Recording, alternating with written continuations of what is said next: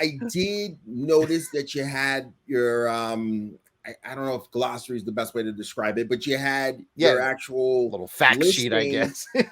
right, of some of the real historical references that were brought into play in the story. And I was looking at that when I got to the end, because I had to say the thing with Senator James and the two daughters, right? I had to Google that. I was like, wait a second. Did something happen to a senator that they knew?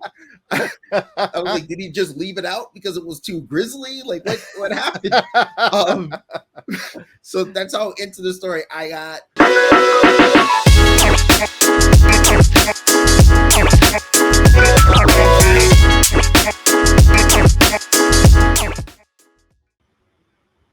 All right, and we are live. What's up, everybody? Sketch Guide here, and welcome back to the Fandom Collectibles YouTube channel. Today, I have our special guest, the yard sale artist himself, Jarrod Alberich. Did I pronounce that right? Yeah, you're pretty good. Yeah, Jarrod Alberich. You're really in the ballpark, more so than most people. Right. Just wanted to double check.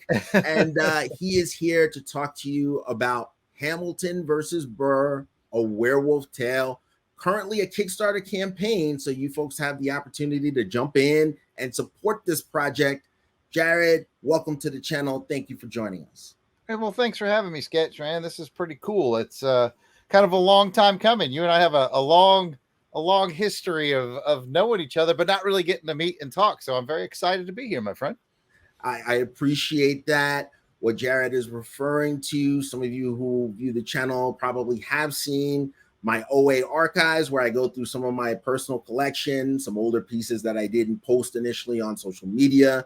And I do have a Blade book page sketch. And I know some of you are like, what exactly does that mean? Jarrod will definitely fill us in on the details. But there is a Blade book page sketch that I really love that I've shown off before on the channel.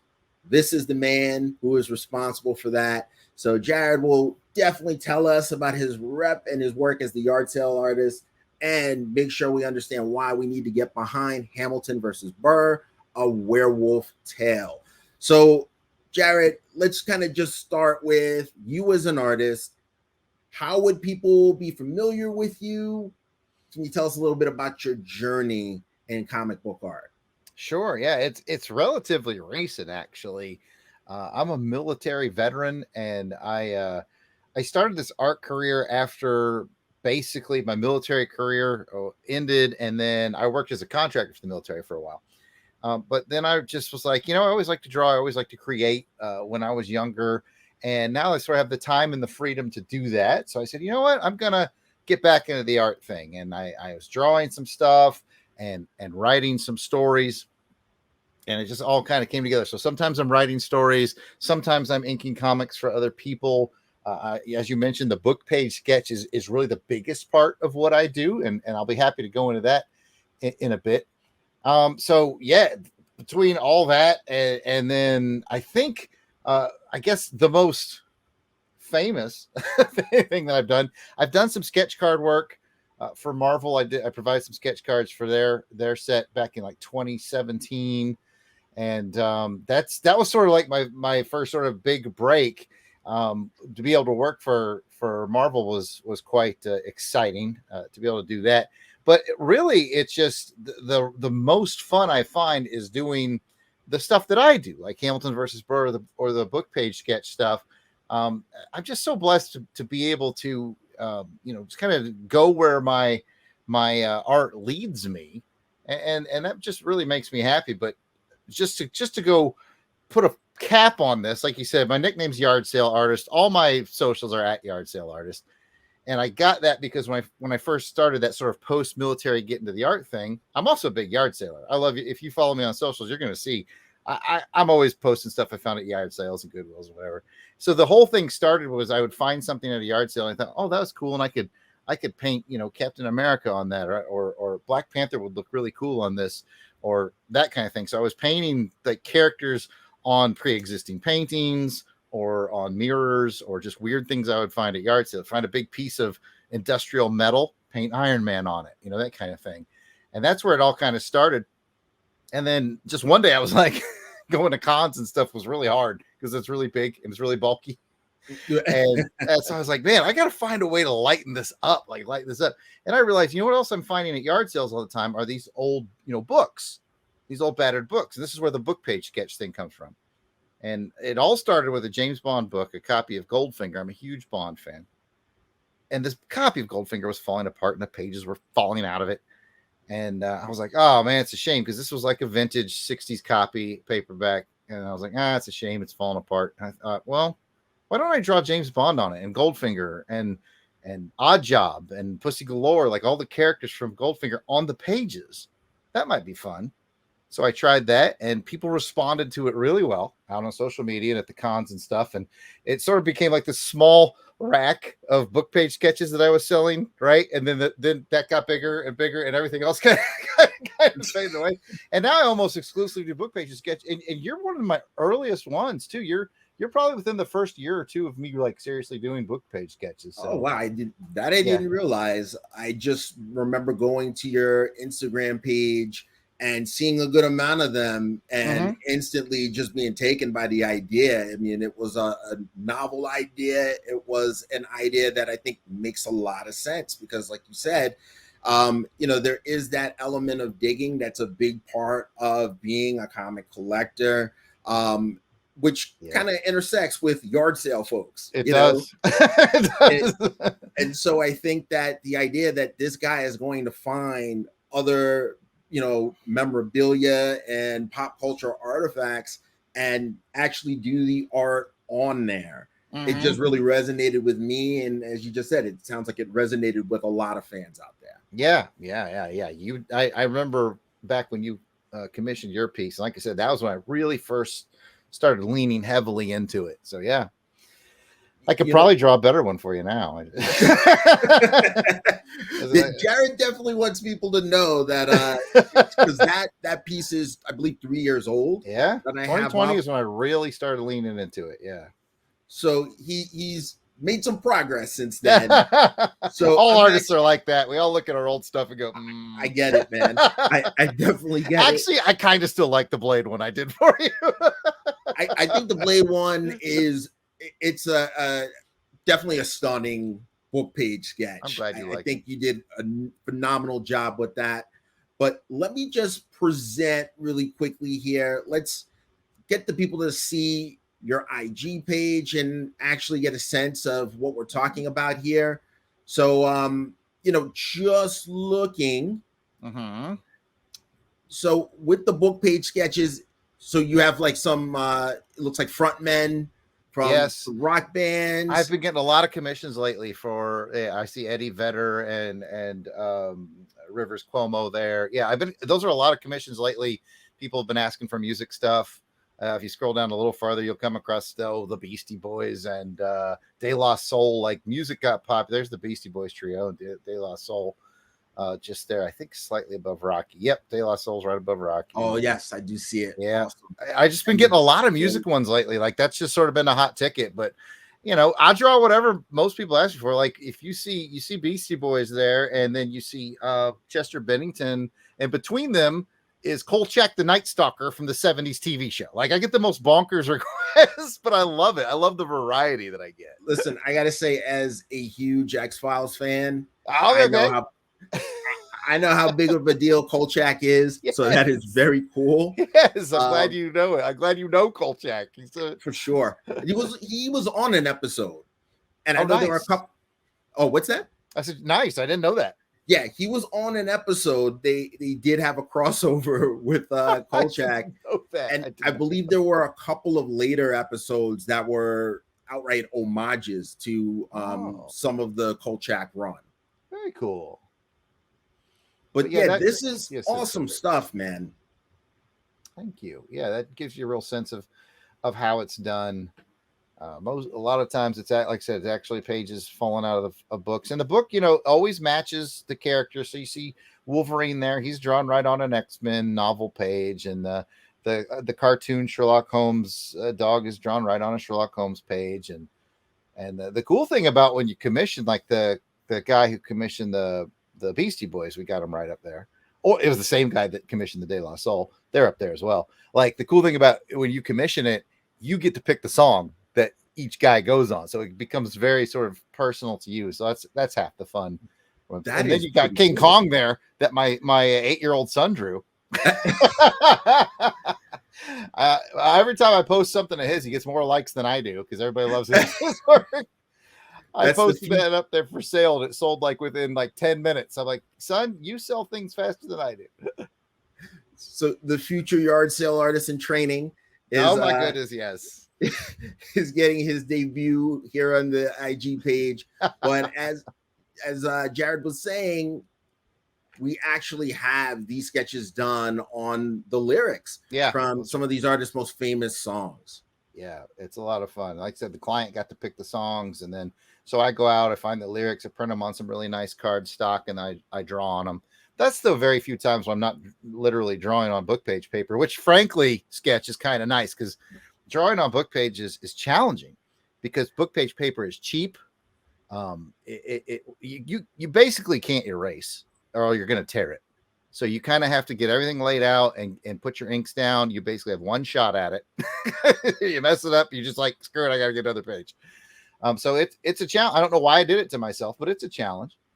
And it's one of those things that I considered too. I remember when I, first saw your work, and then when I actually received my art, I was like, wow, this is paper that's been sitting out in the sun or in someone's basement. Yeah, I found it at a yard sale. and this guy has created something that again is eye-catching and you just don't see every day. So I know you got your work cut out for you when you do this, but I'm telling you, it is leaving an impression on your patrons. So I just wanted other people to see what it is that you do. I really appreciate it. Thanks for sharing your channel with me and for supporting me by purchasing art from me, man. You've been a great supporter, and I appreciate the heck out of it. No worries at all. So let's talk about the big project that you got right now, Hamilton versus Burr, a Werewolf Tale. Very close to the goal. Let's not let that deter people because you need the support. You deserve the support. This is quite the indie comic book treat. So tell us a little bit about Hamilton versus Burr, a Werewolf Tale. Okay, more than happy to. So this Kickstarter is kind of a weird Kickstarter, and I'll tell you why. Because I wrote and published Hamilton versus Burr, a Werewolf Tale I wrote it about 6 years ago, and I published it about 5 years ago. So it's like, it's not brand new. And so in fact, if you read the website, I tell this whole story, but I'll save you from having to read. So basically, about 6 years ago, I wrote it. I have a buddy of mine who's in publishing at White Rocket Entertainment. His name's Van Plexico. In fact, if you see on the right hand of your screen there, you see Van Plexico's picture on the project, and not mine, because Van is like my publisher, and basically he took care of putting all this on Kickstarter for me. So anyway, I took the idea to Van. I was like, hey, I wrote this Hamilton versus Burr werewolf story. What do you think? This is like 6 years ago, right? And he goes, I think that's an incredibly good idea. And he goes, Hamilton is getting so popular now. And I live in rural Alabama, like like from my house, I could show you like goats and horses and stuff quickly. That's how rural in Alabama I live. And so I'm like, what are you talking about? Like, why is Hamilton popular? And then I got enlightened at this time, it's sort of blossoming on Broadway. Surprise, folks. Us rural Alabamians don't know a lot about Broadway. So he's like, this is perfect timing. You want to get this? Yeah, we want to make this comic, right? So I said, cool. And I had a buddy of mine named Nate Niles, drew the interiors. At the time, Nate was like 19. He lived on a farm in Illinois. But I called Nate and I was like, Nate, apparently there's a big Broadway play that's around this. I said, so I'm going to try to find out what their playbill looks like so we can emulate that on the cover. And so what you have up is the new cover. There's the original, and you can see it somewhat emulates the playbill. I mean, our guy is not in silhouette. He's in full color, but there's a silhouette of a werewolf looming behind him, right? So it emulates the playbill a bit. So that's the original. So I ordered, I think 500 copies of that about 5 years ago. Paid for it myself because I knew about Kickstarter. Kickstarter was kind of also blossoming, Indiegogo, all that crowdfunding stuff was kind of blossoming at that time. But I was like, I had it printed, local mom and pop shop, paid for it out of my own pocket, and just started going to the cons with this book. And about 4.5 years after I got that initial run done, I sold out. So I was like, all right, well, it's time to go restock because people like this book. So I went to the mom and pop shop, said it's time to restock. Pew, pew, pew. And they say, hey, guess what? Paper costs have almost doubled in the last 4 years. Actually, doubled in the last, he said doubled about the last 2 years, 18 months or so. Like he's like recently spike in paper costs. Okay. So I went, all right, well, I funded the last one out of pocket. I'd rather not do it with that expensive paper. So I said, you know what, maybe we should run a Kickstarter. And that's what you're looking at there is we threw it up on the Kickstarter and said, basically, hey, this is a second printing, but we wanted to make it exciting for people who might have already bought the book a long time ago. And that's why we decided, hey, let's do a new cover. In fact, we ended up kind of doing 2 new covers. So we have the new cover, which you were showing earlier, which is like a big adventure here. There you go. You see, there it is. There's the new cover. It's sort of that is done by a very good friend of mine named Mark Hatherley. Mark is the best artist out of Bermuda. I'm almost positive. Mark lives in. I'll take your word for it because I like what I see here. I mean, it's good art. But yeah, Mark is incredibly talented penciler who lives in Bermuda. He and I have become fast friends. In fact, I've written 2 more comics that we're working on now. We're working on one, and we got the next one already written, ready to go after it. And we just click. So basically, from now on, Mark and I are making comics together. But for just this one, he's just the cover artist. Like I said, my buddy Nate did the interiors. So Mark drew up this new cover. He penciled this. I inked it. Like I said, I do some ink work. I inked his cover. Our buddy Ace Wheelie colored it and put the lettering on it. And we said, okay, that'll be fun. And then just to add one more layer to it, we made a rare 1 in 5 cover, which is just the inks. It's just the inks only. Because people like that, rarity. Oh, I got the rare 1 in 5. Just the pencils and inks, no color, no trade dress, just boom. So and it fits in with the negative, or like you'll see negative variants, you'll see original art variants. So it definitely is something that collectors are used to seeing and would appreciate. Right. Yeah. We wanted to give a little something. Again, we wanted to spice it up a little bit because again, this came out about 5 years ago. And we said, okay, well, if we want people to support us, we got to give them a little something. So we did alternate covers.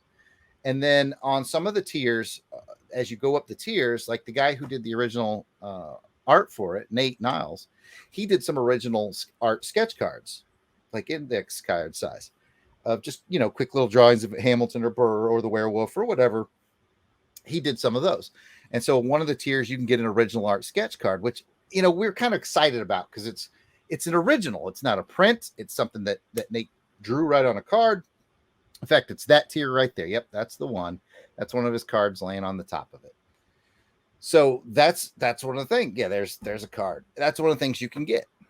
And then on top of that, I said, okay, next tier, we still had all the original pages that Nate drew for the book. So next year, you can get an original page that was used to make the book from Nate. Nice. So that's the way we kind of spice up like original stuff. Because, I love the campaigns. We've all backed campaigns where you get stickers and bookmarks and cool stuff. But here you're getting original art. You're getting an original sketch card. If you go to that tier, the next tier, you get an original page of art. I was going to say there's one more tier where you get the original ink cover, but that one sold pretty fast. So that's not available anymore. Okay. Somebody out there really liked the cover that Mark and I did, snagged that one pretty quick. But someone very smart. So nice that was a 1 of 1. There was only one available. So anyway, again, this is a second print. Yep. Wrote it 5 years ago before I even knew Hamilton was a thing. Lightning in a bottle for me. But we try to spice it up a bit, with some exciting offerings that maybe you don't get a lot in crowdfunding. You may, like I said, get a lot of stickers or trading cards or whatever. And those things are cool. I'm not belittling those things. But we were very excited to bring you art sketch cards, original pages. And the beautiful thing about it, Sketch, if for no other reason, if you're considering, this sounds like a cool thing, maybe I want to back this project. The cool thing is I've already bought it. Like, I've already had everything printed. I already have all the original art pages. I have all the sketch cards. So if you back this project, once it closes, which is in like, I think 10 or 11 days, 12 days, something like that. Once it closes, we're going to package things up and ship them. And in a matter of days, you're going to have your items. This is not one of those ones where you got to close and you got to wait for them to get it printed. And then you got to wait for them to get the stickers made and then the cards and all that stuff. Like, everything is done. Basically, the Kickstarter is to reimburse the increased cost of paper is really what it's for. I still paid a percentage of what it costs to print these. But the beauty of it, what we're really excited to offer everybody is the fact that everything's done. Like, all this printing I have my wife hates it, but in the other room, I have boxes and boxes. These things are already printed. Everything's printed. The drawings are here. The original art pages are here. Everything's here. You won't wait on anything. Once it closes, we're going to start shipping. We're going to start packaging and shipping. So we're really proud to be able to offer cool original stuff and dang near immediate fulfillment.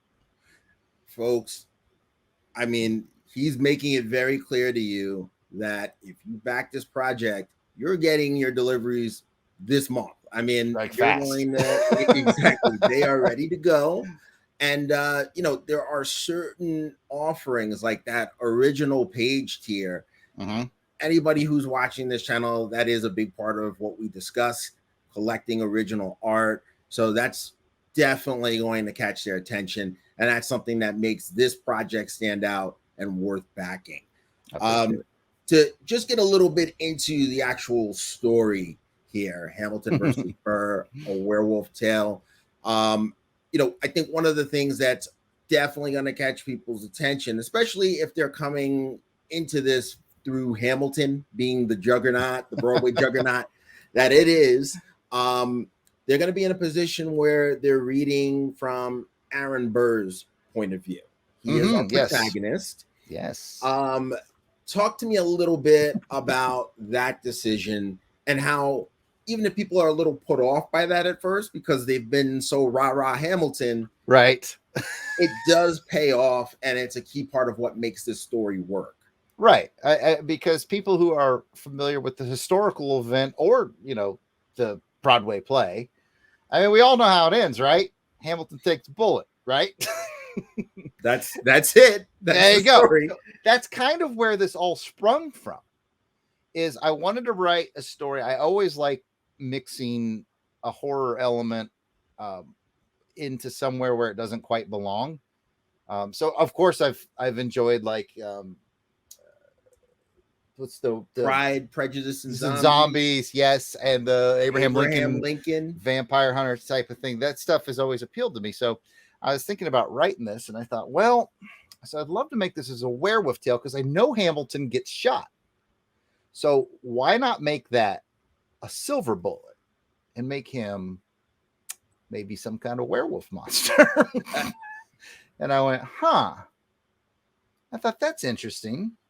And I'll be honest with you, Sketch. The main reason that I leaned into the whole Hamilton Burr thing was they're free. They're characters people recognize that don't cost anything. You don't have to pay rights for historical characters. Yeah. That's a real reason to go with this idea for sure. Yeah, I mean I'm certain that's why the Hamilton musical people did it. Like, you don't have to pay royalties to anything. You just write it. So I have this idea, like Hamilton Burr. I know Hamilton got shot. Maybe it's a silver bullet. So let's take it back. Let's look at Burr's childhood. Let's make him something of a werewolf hunter. Make him something of a werewolf hunter, and we'll develop this story. And what's neat about how it developed was I really just wrote the outline for the story, like how I thought this would play out. I added in a little bit of a love triangle that's not necessarily historically true. But I wanted to kind of gel things together a little bit. And what's neat about writing a book like this, Sketch, is that okay, so now I start digging into the history. You say, okay, I know what kind of story I want. I know the framework I want. Now, how much of the true history can I make line up with my story? And it's shocking how much, like, I think any project you do, you're going to start to be shocked about how much actually fits really nicely. And I just started reading the history of this whole thing, and I started looking at it and going, this fits, and this fits, and I can make this work here, and I can make that work there. And it just, I mean, I wrote the whole thing in probably 2 days. Like, it took me almost no time at all, because as I read the history, I was like, oh, that fits with this, and that fits with that. In fact, since I've got it here on the inside back cover of all of them, on the inside back cover, which would be there, all that right there, I took the time to write all the historical events that are true. And it tells you on this page, in this panel, on this page, on this page, on this page, these are all things that are true. You know, historically accepted truths. So there's a bit of real history in here. And there's, of course, a werewolf, you know. But I was just amazed at how it all just fit. It just, as I'm reading the history, I'm like, oh, that works, and this works, and this works. There's actually quite a bit of truth in here. There's almost more truth than werewolves in this book. I did notice that you had your I don't know if glossary is the best way to describe it, but you had your actual little fact sheet, I guess. Right, of some of the real historical references that were brought into play in the story. And I was looking at that when I got to the end, because I have to say, the thing with Senator James and the 2 daughters, right? I had to Google that. I was like, wait a second. Did something happen to a senator that they knew? I was like, did he just leave it out because it was too grisly? Like, what happened? So that's how into the story I got. But Jarrod has already done the work for you. That was me being, I guess, like, not turning off the critical mind there.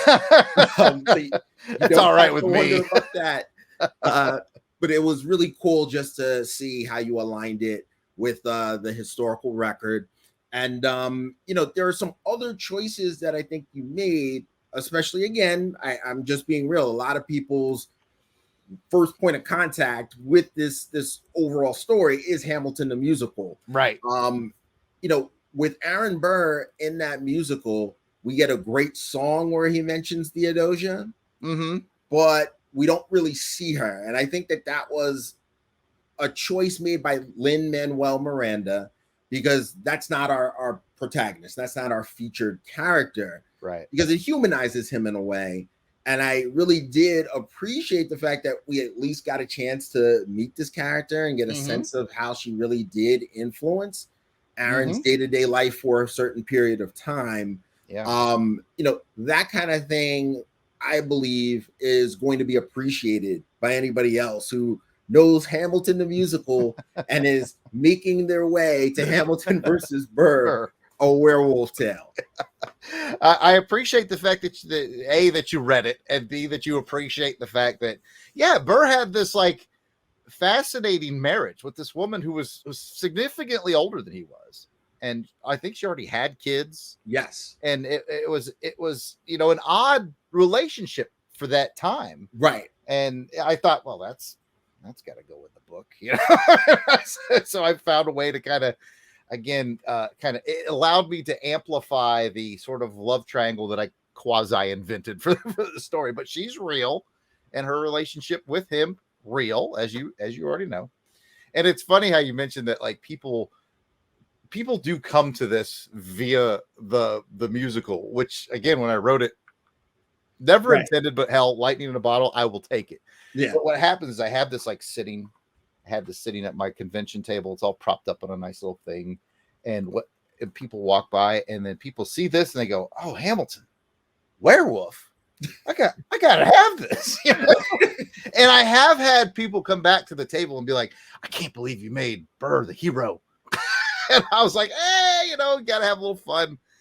Because I've never seen the musical, by the way. That's my great shame. Never seen it. Interesting. Okay. But I don't know if they cover this in the musical. But one thing I definitely learned that was true was that, like, Hamilton would take every opportunity he had to write like letters to the editor or get published in a newspaper to basically say this guy Aaron Burr sucks.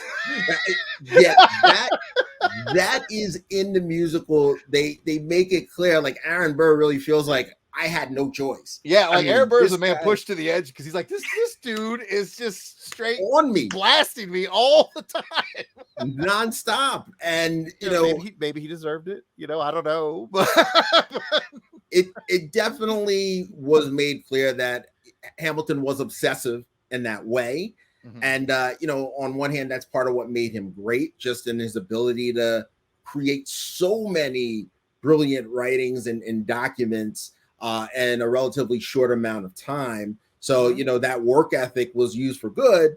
But when there was this beef with Burr, he also was able to, you know, exaggerate this thing and really make it big news in their circle so quickly, because he also was writing so much about how I can't stand this guy and this guy is trash. How dare he unseat my father-in-law, basically. Yes. So, yeah. You know, they do touch on that. And you also, you know, having done the research and being very aware of the historical account, you also include that in here, which I think fans will appreciate. Yeah. And again, you know, I don't mind spoiling this part at all. It was so much fun to find that historical nugget, and it fits so well because my Hamilton is, you know, he's becoming a werewolf and he's having trouble controlling his anger during certain phases of the moon. And I actually write a scene where he's written so many letters, and his wife comes in and is like, they're all over the floor, they're everywhere. And she's like, what are you doing? And he has to stop and be like, I don't know. Because I was able to take the true fact that he wrote all these letters, all these hate-filled letters, and go put the werewolf twist on it and say it's because he's doing that because the werewolf is taking over. The anger, the viciousness, the primal urge of the werewolf is taking over. And that's half the fun, is just finding the real things that can go, that's werewolf stuff, and tie it to it. Folks, I don't know what to tell you. If you're not sold yet, I don't think you have a pulse. You may need to tune in to something zombie tale podcast. But here, when we're talking about werewolves, if you're into what I've been saying and what Jarrod has been saying, this is a project worth backing. Again, I'm just gonna, you know, present and make sure that people can see Hamilton versus Burr. There it is. A Werewolf Tale. There's still plenty of time to support this. They are offering original art, which, again, if you're viewing this channel, you know how I feel about that. You're not going to see too many Kickstarters where the creators are making this material available. So that is yet another plus, another pro if you're thinking about actually backing this. I think it was a fun read. I think that if you're a student of history or a fan of the Broadway musical, there is something here for you. Jarrod, thank you for joining us. I definitely appreciate it. Stick around for a moment. I do want to talk with you backstage. For those of you who are watching, thanks again for tuning in. Hit that like button. Make sure you subscribe. Until next time.